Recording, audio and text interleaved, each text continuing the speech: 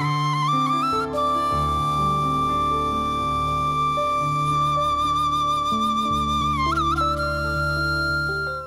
TV நேயர்களுக்கு இனிய காலை வணக்கம்.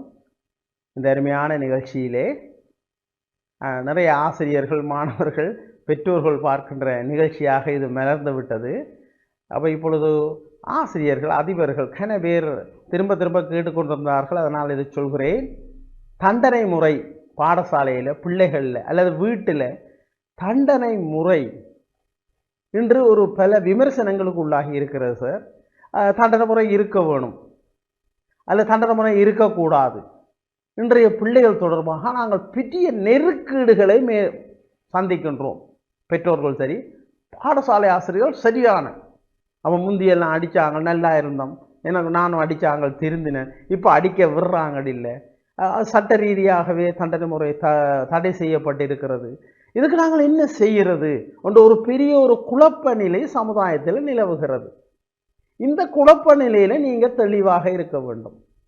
ஆக இந்த கேள்வி கேட்டவர்களுக்கு சொல்கிறேன், தண்டனை முறை 18 வயதுக்கு உள்ள பாடசாலை மாணவர்கள் அவர்கள். அப்ப 18 வயதுக்கு மேல சட்ட ரீதியாக தண்டனை முறை இருக்கு. உளவியல்ல தண்டனை முறை மனிதர்களுக்கு உளவியல் ஆய்வு ரீதியாக தேவை என்று சொல்லப்படுகிறது. ஆனால் அதை எவ்வாறு வழங்க வேண்டும், அதற்கு நீதிமுறை, சட்ட ஒழுங்குகள், நிறைய மனிதாபிமான செயற்பாடுகள் காணப்படுகின்றன. அப்ப இங்க பாடசாலை முறைமையில அப்ப பாருங்க, ஒரு ரிசர்ச் பேப்பர் உண்டு, நான் வாங்கி காட்டுறேன். பாடசாலை முறைமையில நீங்க தண்டனை முறையை கடுமையாக பின்பற்றினீர்களானால் அது அப்போ தண்டனை கொடுக்குறாங்க. நீங்க அடிக்கிறது மட்டும் இல்லை, நீங்க பேசுறது, உங்களோட பாடி லாங்குவேஜ், பிள்ளைகளை வெறுட்டுறது, பிள்ளையோட மன ரீதியான தாக்கத்தை ஏற்படுத்துறது, இது உளவியல் ரீதியாக நடத்த மாற்றத்தை தற்கால வயதில் ஏற்படுத்தும்.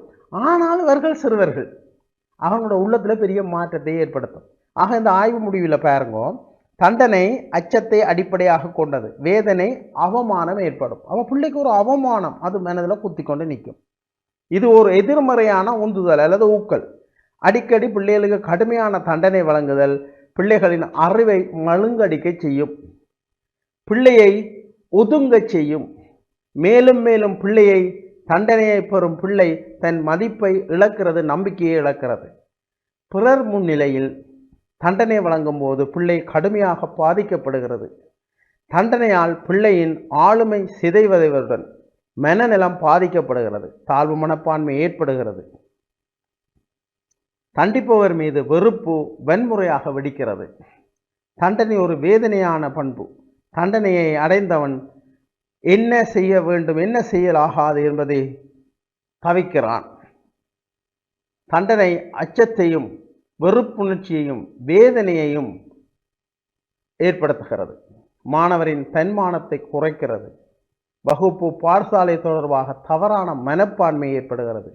மிக குறைந்த தண்டனையால் உயிரியின் சரியான சில வழிகளை ஏற்படுத்தலாம். அவன் தண்டனை முறையை அவன் மிக குறைந்த தண்டனை முறை, அதை அடிக்கிறது இல்லை, இதன்றது இல்லை. ஒரு பார்வை, ஆசிரியர் ஒரு மாதிரி பார்த்தாருனாலே பிள்ளை பாருங்க, எங்கடா எனக்கு கற்பித்த ஆசிரியர் அப்படி பார்த்தா நாங்கள் அழுவோம், அவ்வளவு நல்ல ஆசிரியர். ஆக இங்கே உளவியல் ரீதியாக நீங்கள் எல்லாரும் பலமாக இருக்கணும், ஆசிரியர்களும் அதிபரும் பெற்றோரும். அதான் இந்த உளவியல் விழிப்புணர்வு நிகழ்ச்சி, இந்த ஊடகம் மிகச்சிறந்த முறையில் இதை வழங்கி கொண்டே இருக்கிறது. இதை கேட்பவர்கள் மிகச்சிறந்த மாற்றத்தை எதிர்நோக்கி இருக்கிறார்கள் பாருங்கள். ஆகவே நீங்கள் முதல் உளவியலை புரிதல் வேண்டும், பிறகு பிள்ளையை புரிதல் வேண்டும், பிறகு பிள்ளைக்கு என்ன செய்தான் வேண்டாம் நடத்த மாறும். அவ கொஞ்சம் பொறுமை வேணும். நீங்கள் அவசரப்பட்ட உணர்ச்சி வசப்படாதீங்க. உணர்ச்சி வசப்பட்டு அடிச்சிட்டீங்கன்னா அது பெரிய விளைவை ஏற்படுத்தும். அதுவும் கட்டளமா பெறுவ பிள்ளைகளுக்கு இன்னும் விளைவை ஏற்படுத்தும். கொஞ்சம் பொறுமையாக, கொஞ்சம் புத்திசாலித்தனத்தோடு. இதை சொல்லுவார்கள் மன எழுச்சி நுண்மதி. அப்ப மன எழுச்சிகளை கையாளக்கூடிய ஆற்றல் இன்று ஆசிரியர், பெற்றோர், அதிபர், சமுதாயத்தில் குறைவாக காணப்படுகிறது. உணர்ச்சி வசப்பட்டு விடுகிறார்கள். முந்தி அப்படி இல்லை. அப்ப இந்த உணர்ச்சி வசப்பட்டு நீங்கள் நடவடிக்கை எடுத்தால் அது மிகப்பெரிய ஆபத்தில் போய் முடியும். ஆக எதிர்கால சந்ததி பல பாதிப்புக்குள்ளானவர்களாக இருப்பார்கள். இப்ப நாங்க பாருங்க, யுத்தத்தால இதால உளவியல் ரீதியாக பாதிக்கப்பட்டிருக்கிறோம். எங்களோட மைண்ட் செட்டப் பாதிக்கப்பட்டிருக்கிறது. இந்த வகையில இந்த பிள்ளைகளுக்கு தண்டனைகளை ஒரு வேறு விதமாக மனிதத்துவ அடிப்படையில் வழங்குறதும் வழங்காமல் விட்டு ஒரு அபிவிருத்தி நிலைக்கு நாங்கள் ஒரு விழிப்புணர்வை ஏற்படுத்துவோம். வணக்கம்.